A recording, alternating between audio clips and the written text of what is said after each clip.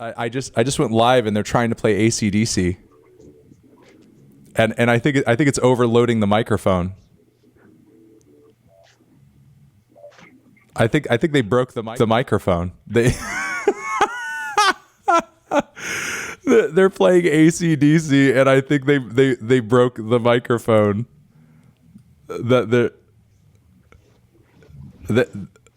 They're playing Back in Black, by the way.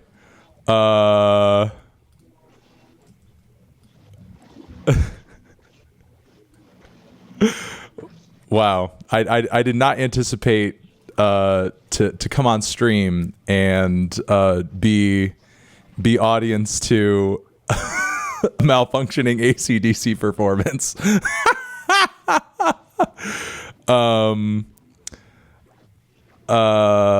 Wow, this is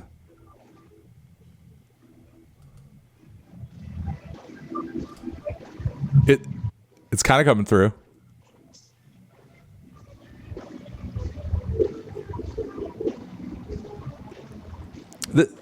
This is performance art, I'd say. I'd say this qualifies as performance art at this point. Totally surprise, impromptu, AC/DC, muffled microphone.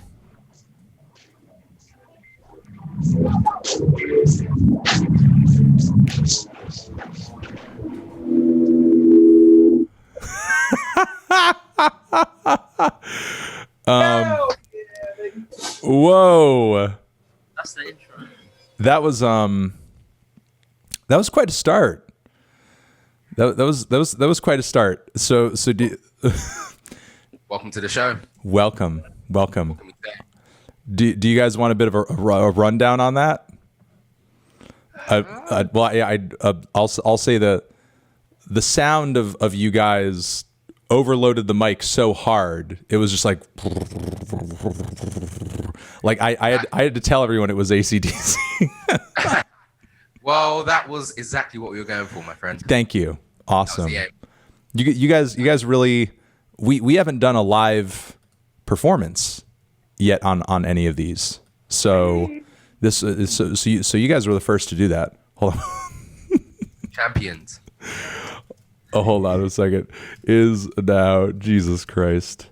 You took me by such surprise that I'm now notifying everyone at on Twitter just to come through. I mean, the notification for Twitch has come through and people are in chat already, but just the double notification on Twitter. But damn, you guys really came through with the. I feel like I'm the host of a talk show, but you guys are my guests, but you're also the in-house band, and you played yourselves on. Yeah, you're right, man. You're right. I can't say you're wrong because it's your show. It is my show, and just to establish, because I was not notified this, by your PR, by you before you came on. You performed yourselves on. Being impromptu wise, my house band for this episode, you will not be paid for that performance. I'm not. There'll be no bills. Any bill sent my way will not be paid. Well, it was nice chatting to you. Goodbye.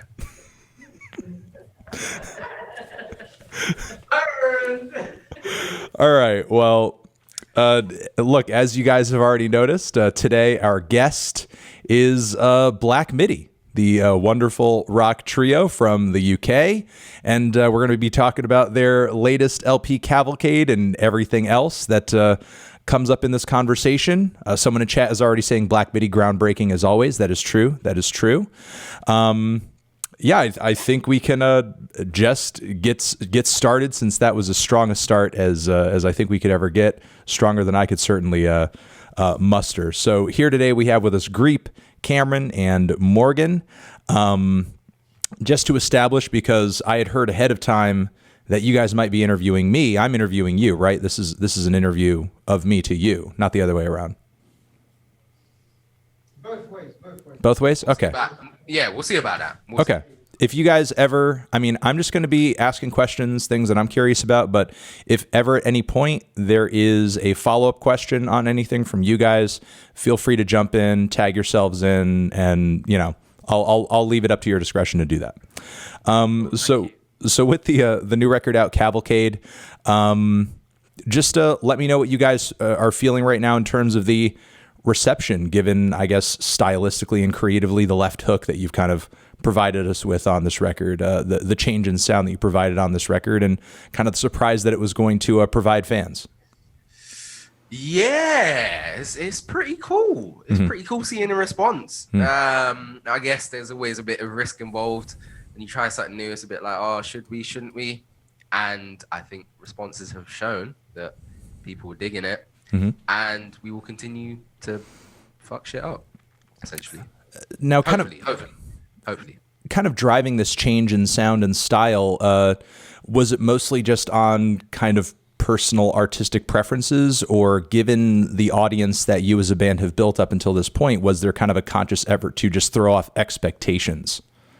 I'd say more the former than the latter. Like, we're just literally doing what we want to do, like doing what we really enjoy. It's not about, being being obtuse for the sake of it, or for throwing people off for the sake of it and stuff. That's, it is what it is, but it's more about just making great music. And we felt like to make the best music we want to, that we could make, and the music that we wanted to make, we have to just take the chance, and forget about, with this type of band, we have to adhere to this sort of thing or whatever. Let's just do whatever we want, And it's only the beginning as well. Album 3 is coming on strong now, and it's going to be even more crazy. So, Correction, album 8. Oh, I wanted to ask, just as far as band dynamics go currently, given the wildness of the performances and the writing and the instrumentation on this record, did the creative process of Cavalcade, from your guys' standpoint, put any stress on the group as a unit? Was it ever difficult to, I guess, kind of come to a consensus as to what should go where, what to do, what bits of instrumentation to keep, which ones to not, what changes to stick to? Because, I mean, there's a lot of evolution in each track across the album. Yeah, I think it's like the record was kind of written over like a year-long-ish period, from like September 2019, and then we kind of started recording it in July, and then kind of like tweaked stuff towards like September 2020 or whatever. And it kind of encompassed a few different like changes in like the way we wrote songs or whatever.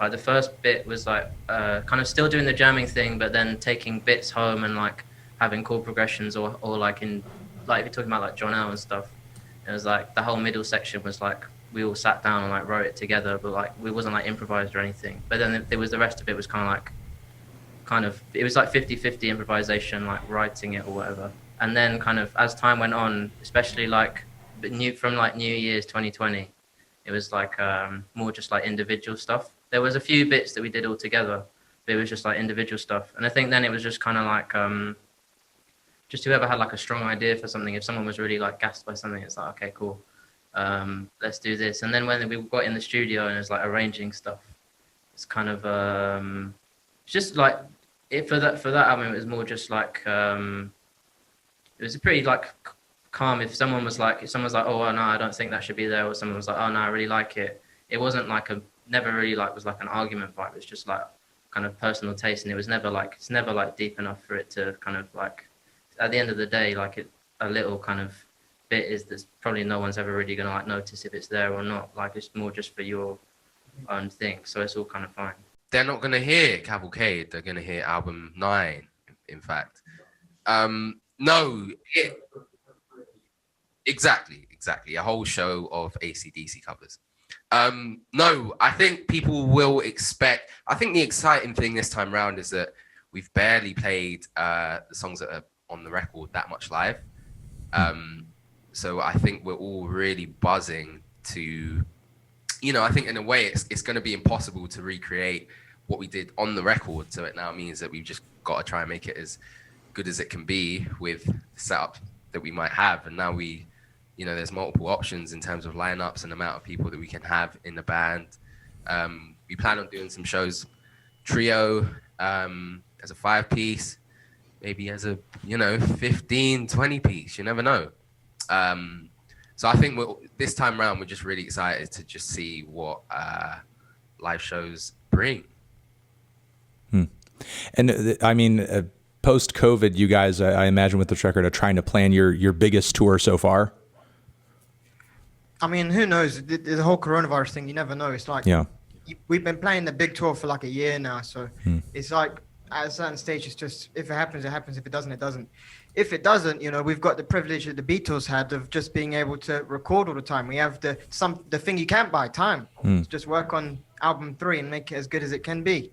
So even, you know, the silver lining is that even without a tour happening, you know, in the near future, you know, in the worst case of that scenario, you know, it's great because we can just do better music in the studio and get that out. And I think you've seen that this year. Loads of bands have been putting out great music, and because, you know, they haven't had this constant touring thing, they've been able to really concentrate and focus, which is great.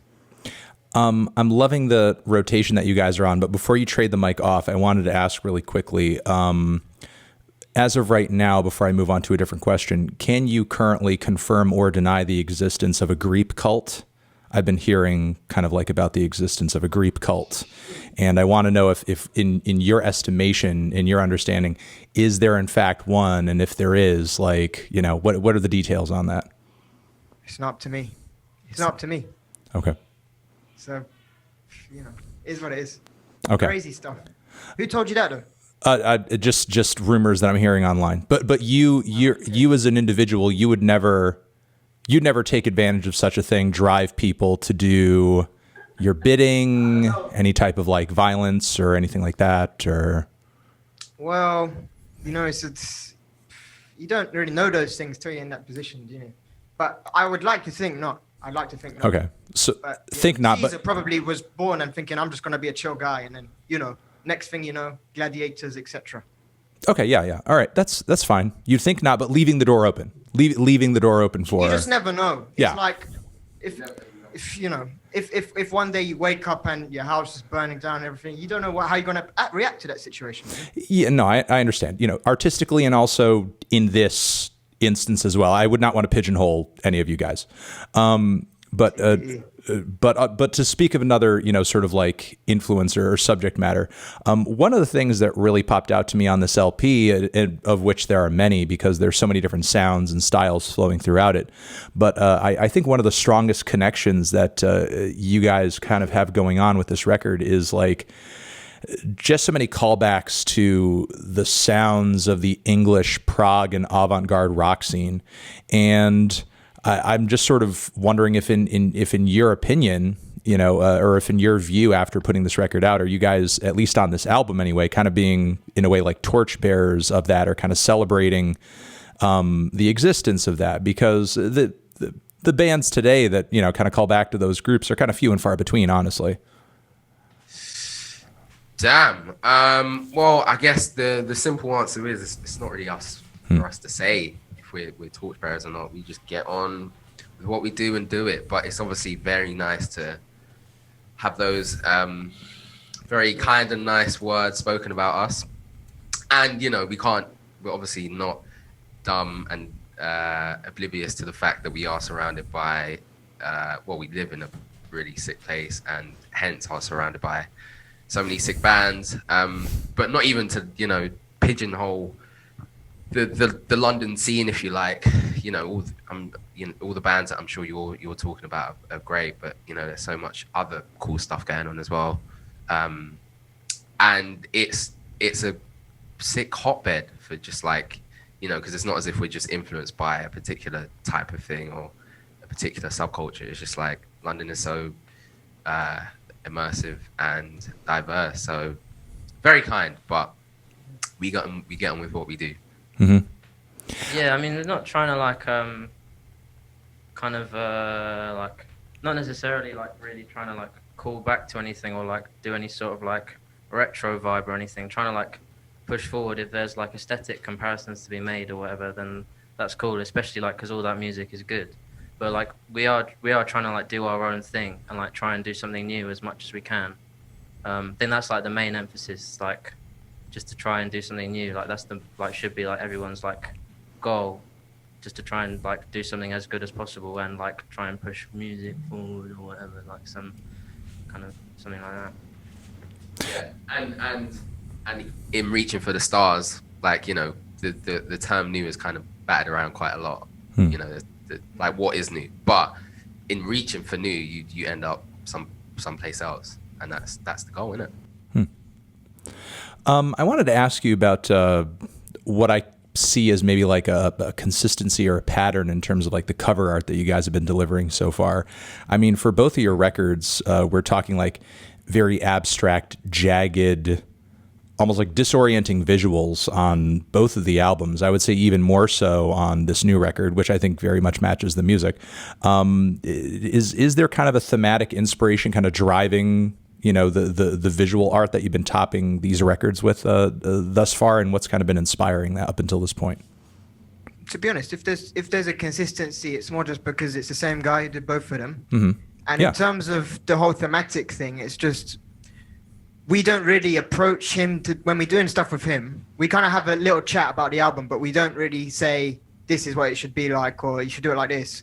It's the same with the music videos and stuff. We kind of give the guy the money and say, just listen to the music and do what you want. Because it's like, there's nothing worse than designed by committee. You know, if he does something and he comes back with it and we say, a little bit more red, I think it would be good, you know. It's like, that's not going to make if anything, that's going to make it way worse, you know. So we did a bit of that on the first album, a bit of like discussing it and changing it and stuff. But on this one that just came out, it was all him basically, the final thing. So, yeah. Yeah. And, you know, going about it in the other option is definitely a way, but the direction that you're going is you find someone you trust and you're like, we know you do great stuff, just do it. Yeah, exactly. If you're hiring them in the first place, like, why are you going to say that what they've done is no good, you know? Yeah, I mean, that's interesting because, I mean, I see in many cases a lot of artists, things sort of seem to be trending in the opposite direction because there's no shortage of people out there these days that seemingly want to wear as many hats as possible. They have to be the producer, the songwriter, the art director, the music video director, and they have their own clothing line out sort of on the side as well, and they're doing a million other things. But for you guys, is that just because your focus is sort of like on just doing the music and just doing that? Well, yeah, because like none of us are like, the thing that we're all best at is like music and musical stuff. Like it's like none of us are really like experienced in like making music videos or art or anything like that. Like it's kind of silly because it like the stuff that we've done or whatever has never been like as good or whatever as the other stuff. Like it doesn't even have like a scratch on the stuff that we get actual pros to do. So like what's the point in us doing it? Like we went to school for music or whatever. Like we know how to play music, we know blah blah blah music, blah blah blah music. Like it would be stupid to kind of like waste your time on other stuff when you can get other people to do it like 10 times better than you'll ever do it. 100 times better than you'll ever do it. Speaking of, you know, sort of what you just mentioned there, I did get some questions about like respectively your music backgrounds. Is formal music education, you know, part of each of your lives? Well, yeah, we all went to Brit at in like sixth form or whatever, which is when you're like 16 to 18 in the UK, just before you go off to university. And like the education there was really good. It's like a free to attend school, but you have to do like an audition to get in. Yeah, it was really good. Like we basically just got so much like performance experience, like experience working with like different kinds of musicians, playing different kinds of music, all that stuff. Basically just kind of like just 2 years to do all like really stupid, embarrassing shit that you would just do like once you get out of like secondary school or whatever. And then kind of like, okay, kind of go out and kind of do whatever you want to do in the real world. What was the sort of the performance test to get in tough? No, it's not. Well, at least when we went, it wasn't like. It wasn't. Nah, it's not crazy hard to get in. Like I think it's more just you had to have a good attitude. Had to like be really into music.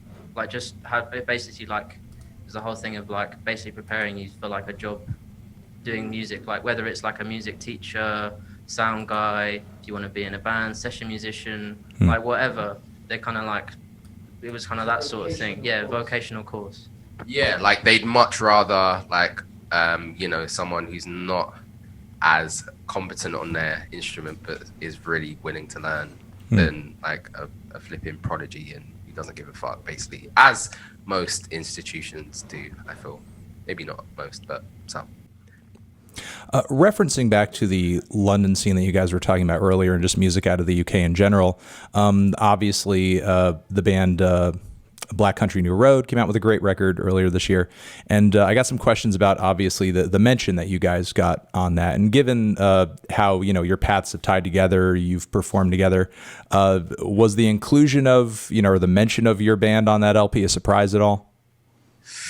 No, because we'd heard that song performed live before. But it's all fun and games, isn't it? Like it's so interesting seeing people's responses and like how deeply they read into things when sometimes it's really not that deep. I think it's with the BCNR guys, it's really sick to have. I mean, they're friends first and foremost, isn't it? And we've been playing shows with them for a little while, and it's definitely, it's not competition in like your usual sense, but it's a healthy sort of like we're both pushing each other on and heading towards the stars. Mm-hmm. I mean, I say in it, steel sharpens steel, or whatever. Iron sharpens iron. They're good sparring partners. Ooh. So it's good to if there's no Mayweather without Pacquiao, there's no Muhammad Ali without Joe Frazier, So to have those guys in the same city, it's just TBE. There's no Magic without Larry. There's no LeBron without Kobe. You know what I mean? No, that totally makes sense. I mean, so it's what would you say is your next move to sharpen the steel in the other direction? Obviously, you don't want to just be a taker. You want it to be a two-way street. Well, album 3, when people hear it, it's gonna be next level, man. It's gonna be damn good. Is the plan to also drop album 3 the same year as BCNR album 2? Well, album 3, we're gonna finish it in like a couple months. Oh wow! And then hopefully it comes out as soon as possible. So in the next 8-10 months, it should be out. Mm-hmm.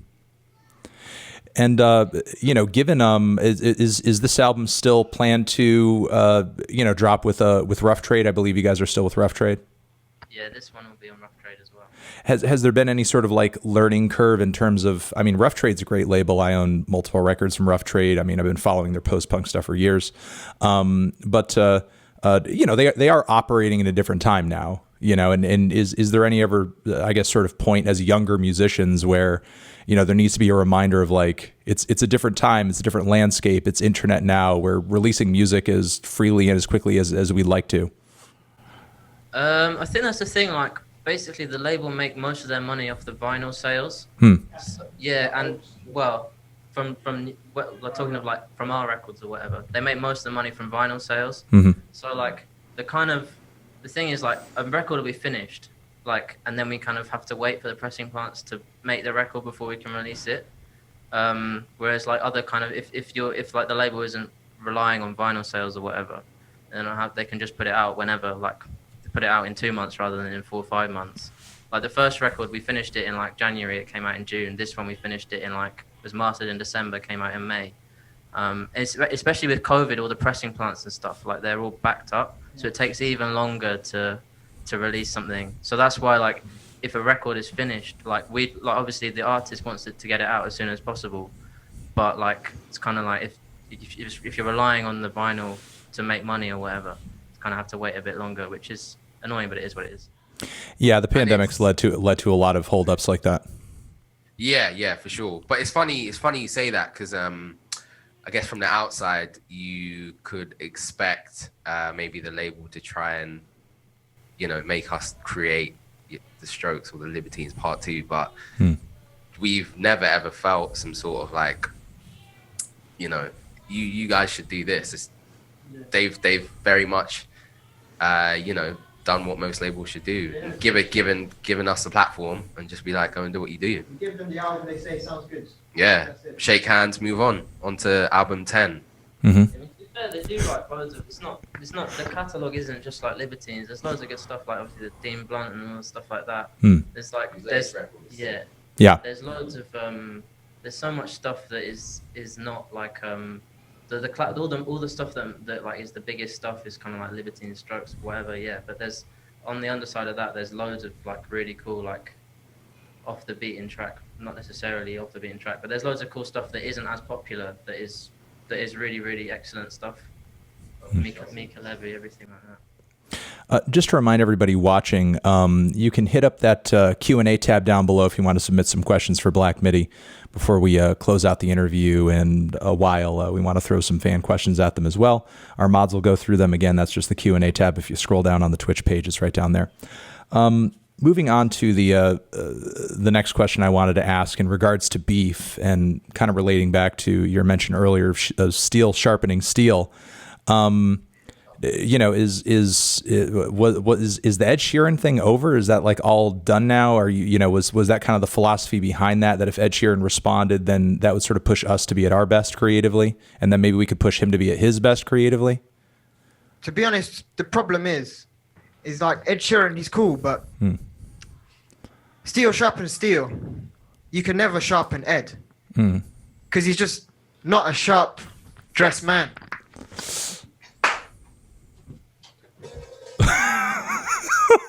Oh my God, no.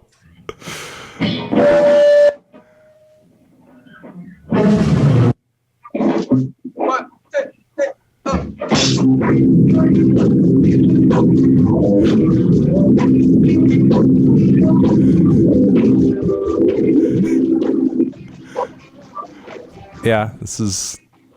If any of you are late, they did this at the start of the interview. They played some AC/DC.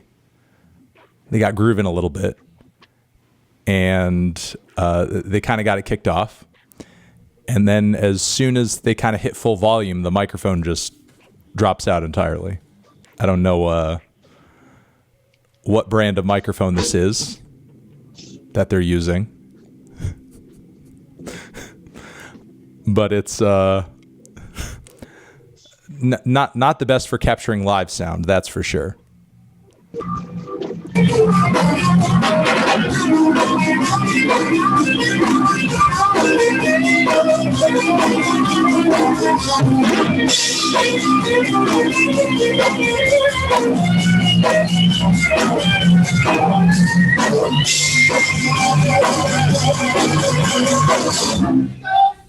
Oh Man.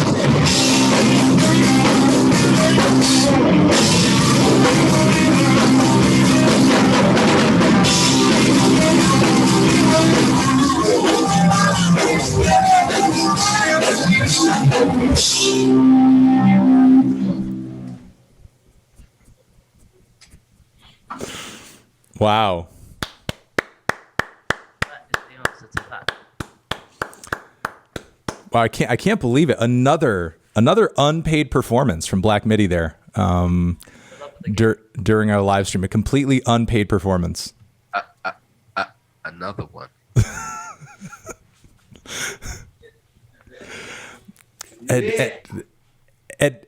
Any plans for any other beefs going forward? At any point. Whoever wants it can get it. Yeah, beefs. They're everyone who's ever done a beef in the last 5 years has done it for money. They've done it for the popularity. Yeah. So there's no real beefs anymore. They don't Yeah. exist. You're doing. Everyone beefing at someone else. Whenever they bite, whenever the other person bites, that's a transaction. Yeah, you're doing it for the art of it. Yeah. Here's a question. Here's a thought. You guys seem like you enjoy a good joke. Generally, what do you think about? I guess it happens with some bands, and I mean, there's a share of this that I've experienced myself. But what do you guys feel about kind of the general meme culture and tone that surrounds the band and has kind of like inserted itself in the fan base?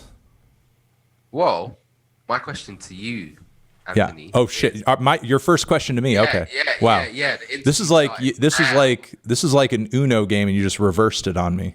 Know what I mean? Got Boom. it. Okay. Gotcha. Wow. How do you feel about the meme culture surrounding Needle Drop?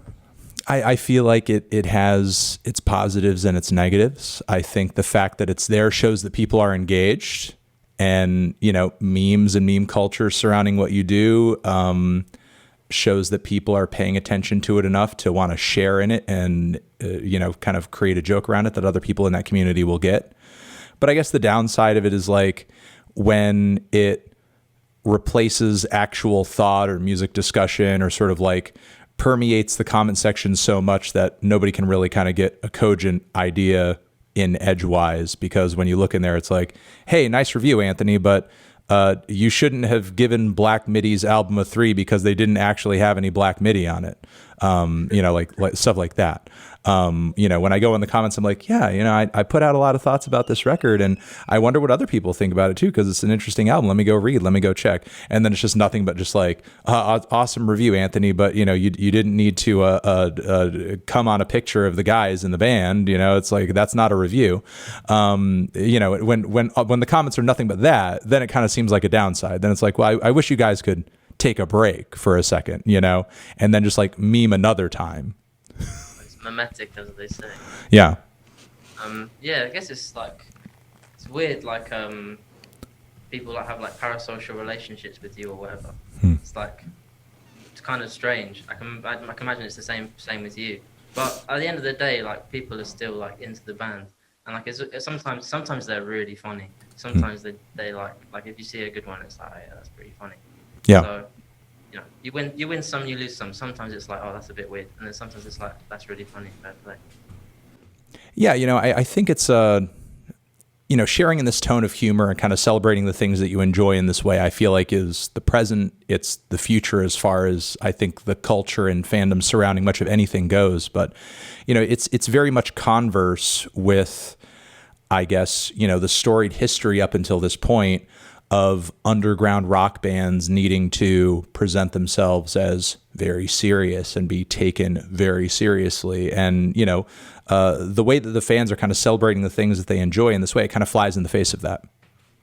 Yeah, well, I think anything that's worth enjoying, anything that's truly good has a sense of humor, Even, obviously, as with Frank Zappa, stuff like that.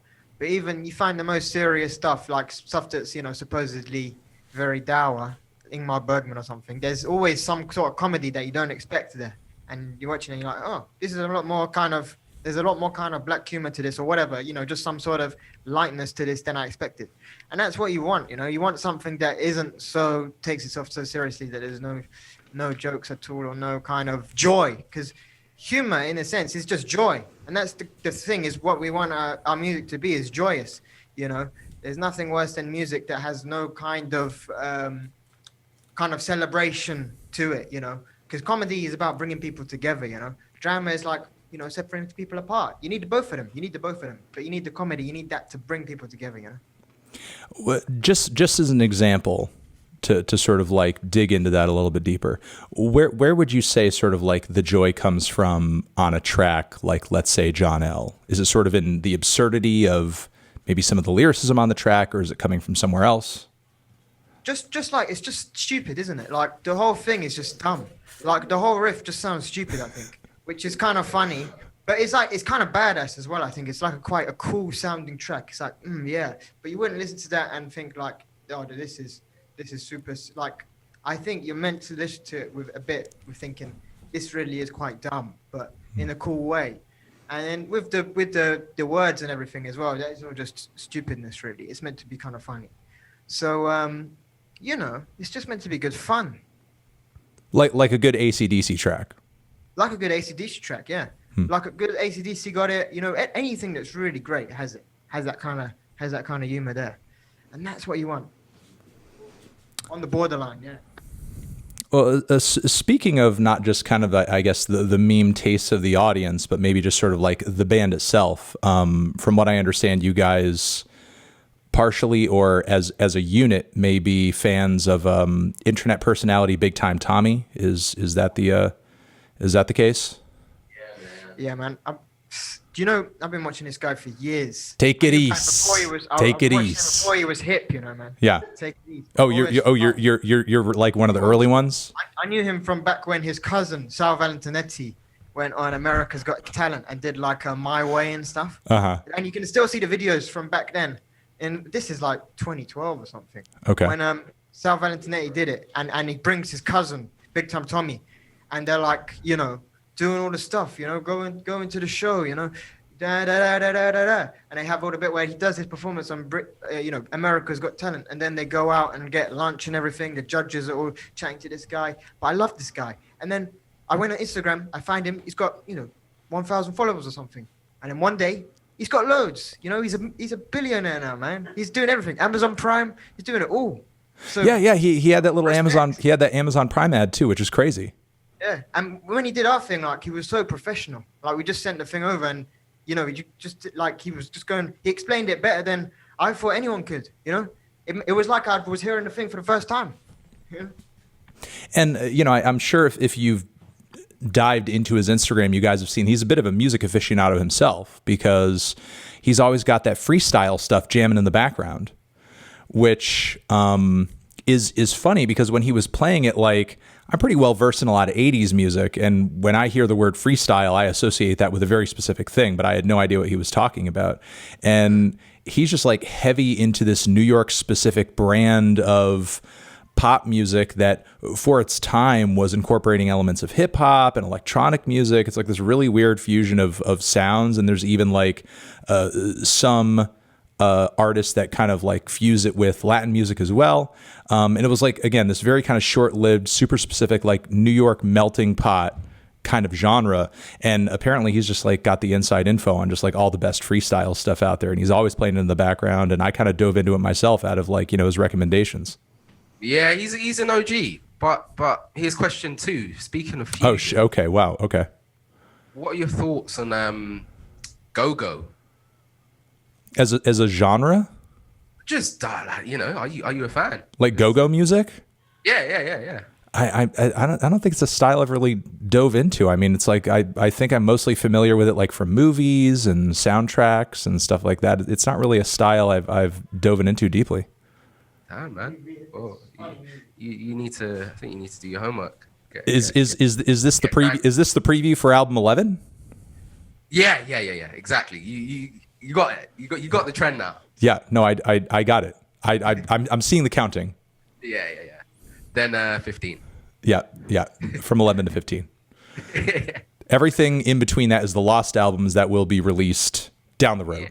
Yeah. When we're long gone, when we're in the ground. Exactly. That's when everybody's dead. The posthumous records. Yeah. And I'll still be here though. I'll be reviewing them. Yeah. Grandpa Needles. you know we can always count on you, Anthony. You're the man. Got it. I mean, for this new record, I feel like you should adopt that, like Grandpa Needles. That's pretty epic, man.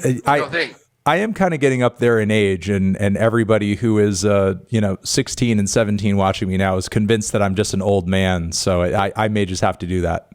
Maybe give it 30 years or something, I think. But I'm waiting to see chat react to that. So far, I'm seeing one Grandpa Needles, and that's from my mod. Yeah, but bro, do you know what it is? I think it's that, you know, that checkered like shirt thing you wear. I think that's a Grandpa Needles vibe. You need to get more of those garms. You should get sandals. Sandals. Like a little straw hat. You know what I'm saying? Grandpa Needles. Yeah. Grandpa Needles. Does this not suffice? This is not. But that's a bit too hip. Yeah. You need just like straight ahead, like. Maybe like rusty Grandpa Needles. Like get like fucking nail chain and shit. Yeah. Stuff like some proper Tom Waits vibe. Yeah, man. Grandpa Needles, bro. Well, it looks like right now the chat's messing with it, even saying Grandpappy Needles. So I think come the end of the day, this will probably be adopted. So thank you for that. You know, I was sitting down wondering the other day, like how many memes are really like left in me. I don't know. You know, I'm sort of just wondering if I'm like at the end of my meme life, if I've run my meme cycle. You know. I guess we can. Yeah, we can only say sorry. Okay. Are you guys, I was just thinking of a meme that that I had blow up recently on TikTok. Are you guys into TikTok at all? Do you foresee any of your music into the future, because it is so wild and it is so out there, like blowing up on the TikTok platform or anything? Hopefully. I mean, TikTok's pretty funny platform. Yeah. Because the algorithm is they're as intrusive with your data as Facebook or Instagram or whatever. But on Facebook and Instagram, the content is shit. Like, all the algorithm stuff is terrible. Like, it's just rubbish. Whereas on TikTok, it's like within like a week, it's just delivering you like content bombs. It's just like sick stuff. Yeah.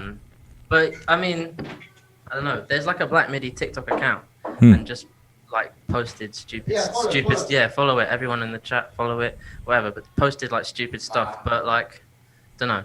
It's kind of it's kind of like you can't really force it. It's one of those things like if you try and like be like, oh yeah, I want this song to go viral on TikTok. It's kind of like it's silly. Like, it's not really going to be a thing if you try and force it. But like the random stuff that you don't expect will do it, and that maybe one day we'll get the TikTok bag. But today's not the day.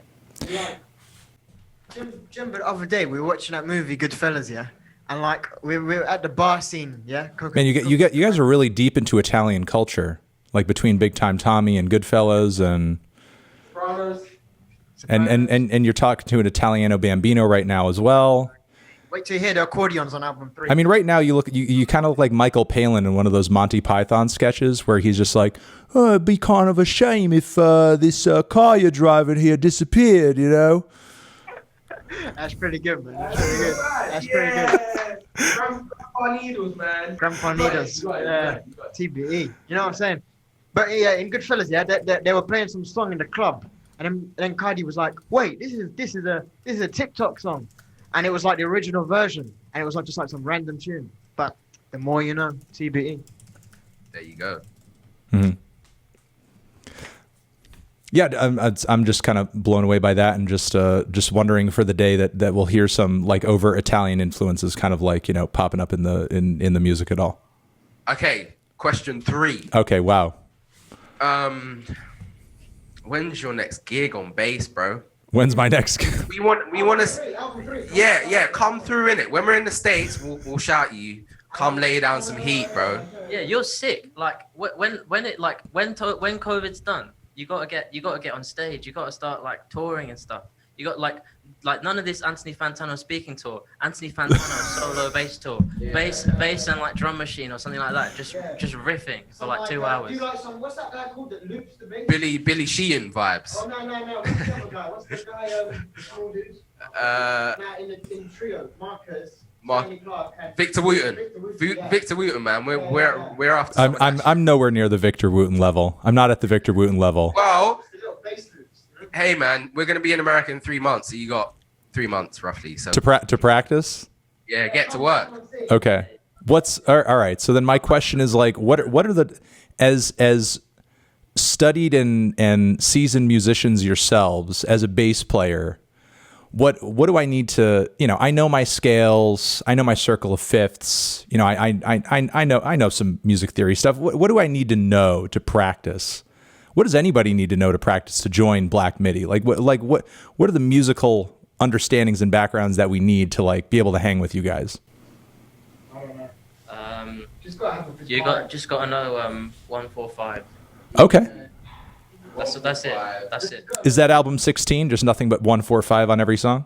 Oh no, that's these other guys like some yeah. We basically we got some friends of ours from Las Vegas called like Orange Tree Boys.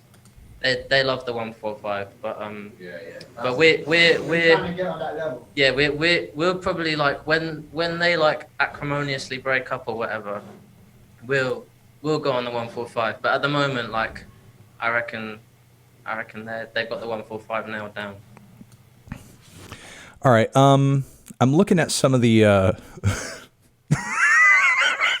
sorry. I'm looking at some of the fan questions here, and I've just laughed at one that I'm not even going to ask you. Maybe I should ask that one.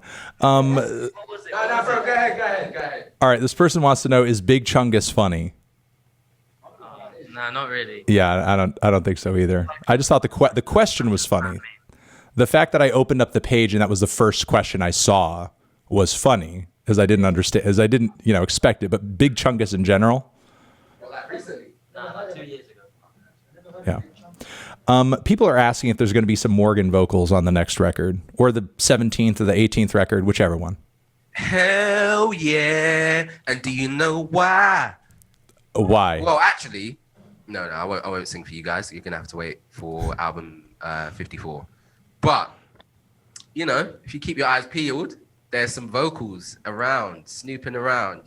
Just listen deep on some covers we did. Okay. Yeah. Keep. Oh yeah, we have one right here. We have Captain Beefheart, Moonlight on Vermont. Check it out, people. Check it out. From yours truly. Good night.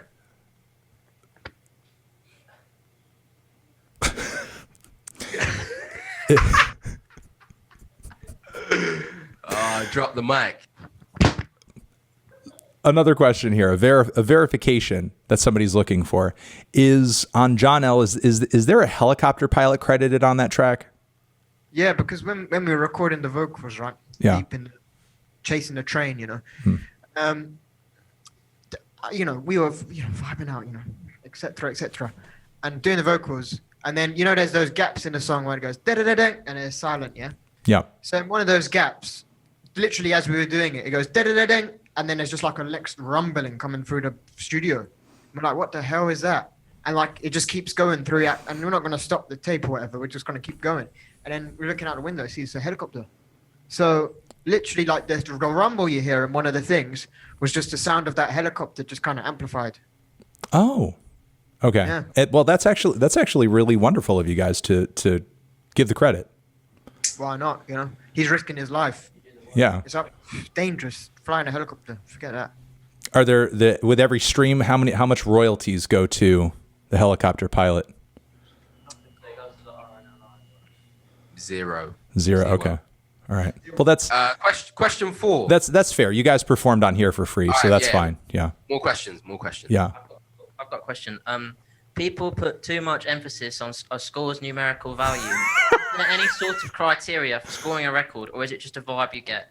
Is there anything that holds you back from giving a higher score if you love a record, or is there anything that ever stops you from giving a record a lower score if you dislike it?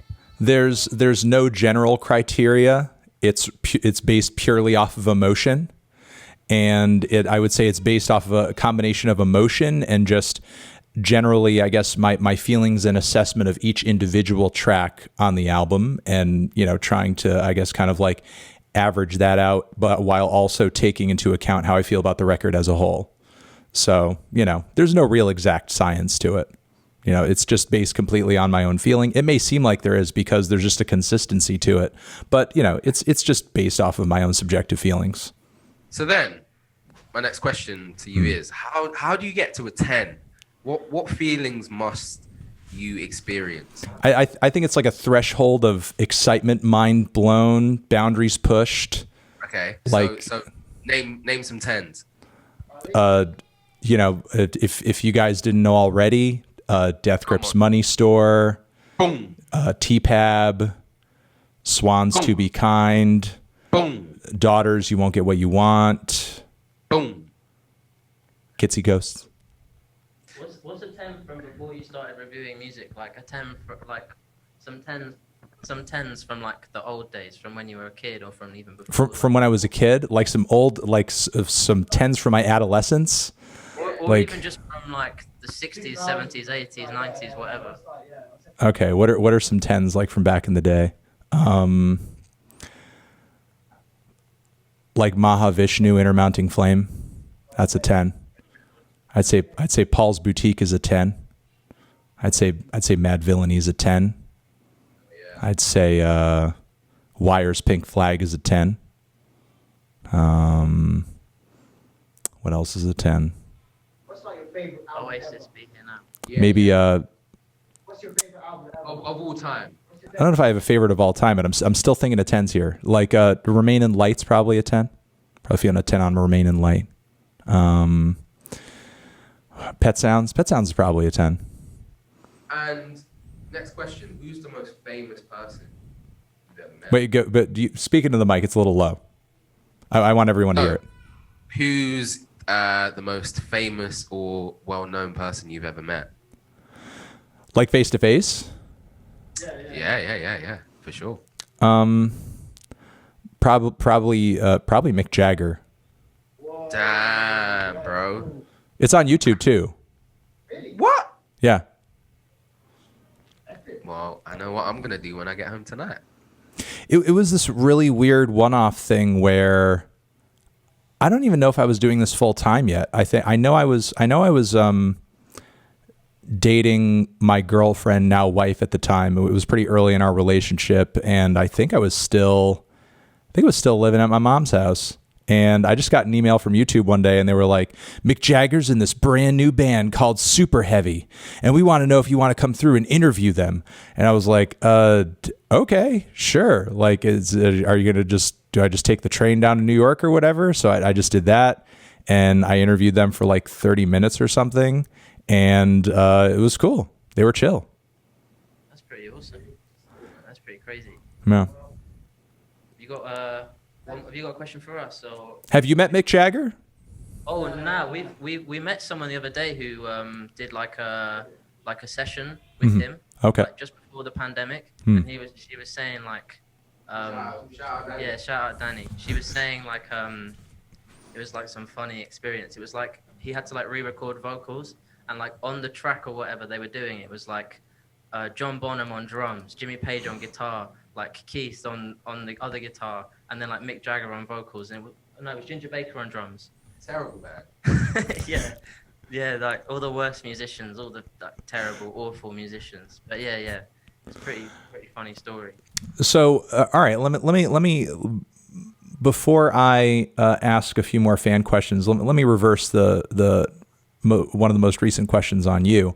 Besides Cavalcade, what are some 10 out of 10s in your opinion?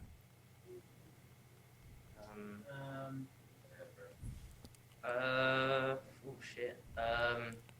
Weren't ready for that one. Yeah, well, it's we're not critics. Come on, you don't have to be you don't have to be a critic. The Needle Drop Greatest Hits. I think that's a great album. Oh. I think the universal top number one. The number one. Sense. All right, the number one. Yeah, you ready? I'm ready. So this album by a band called DCAD, right? And the band is the album is called If You Want Blood, You Got It. And there's a track on there which is Money. Mm-hmm. And on that note.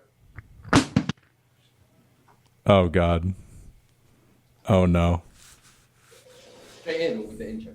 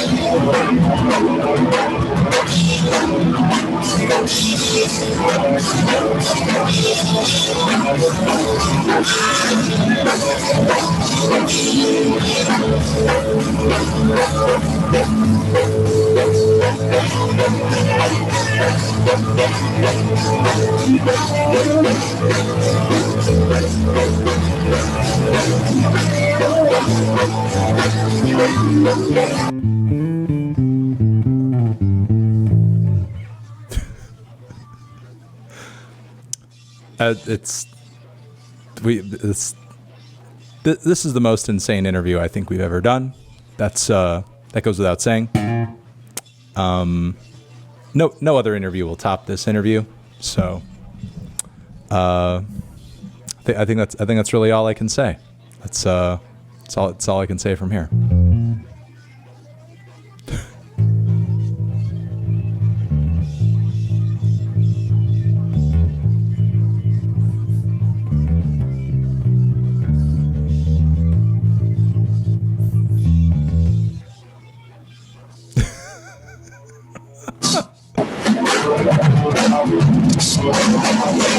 Oh wow.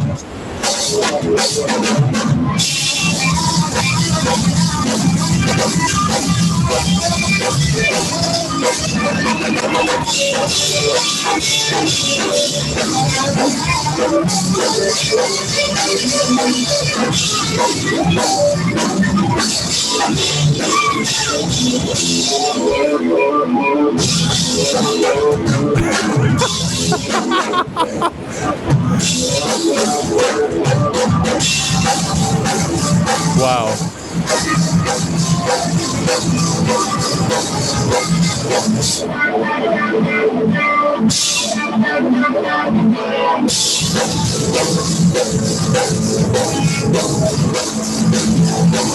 Man,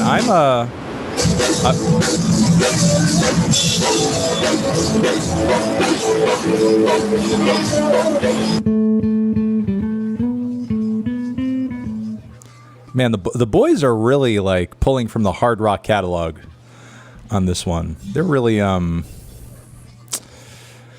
between all these covers, I'm really seeing like just a lot of strong hard rock cuts. They're just really big into the hard rock. I know Hard Rock Cafe. Exactly. The only time AC/DC is good is when Black Midi covers them. Not true. Not true. Absolutely not true. But, geez.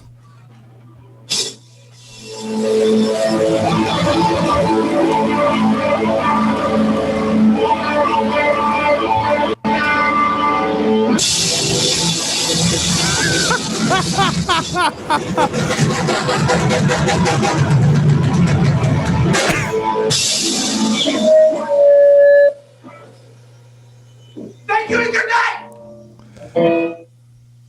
Thank you. Thank you. Yeah. Thanks very much.